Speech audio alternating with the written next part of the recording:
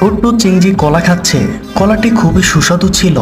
সেই সারা রাত স্বপ্নে অনেকগুলো কলার মাঝে উঠতে থাকে। পরদিন সকালে চিংড়ি অনেকগুলো কলা গাছের চারা রোপণ করে। প্রতিদিন সে চারাগুলোতে পানি দেয়। কয়েক মাস পর গাছগুলোতে অনেক কলা ধরে। কলাগুলো দিন দিন পরিপক্ক হতে থাকে। চিংড়ি অনেক খুশি হয়। হঠাৎ একদল দুষ্টু বানর এসে তার কলাগুলো খেয়ে ফেলে। তার সব কলা গাছ নষ্ট করে ফেলে। চিংড়ি খুব কষ্ট পায়। সে অসহায়ের মতো তাকিয়ে তাকিয়ে তার কলাগুলো নষ্ট হতে দেখে। এরকম মজার মজার ভিডিও পেতে চ্যানেলটি সাবস্ক্রাইব করে একটি লাইক দিয়ে দিন।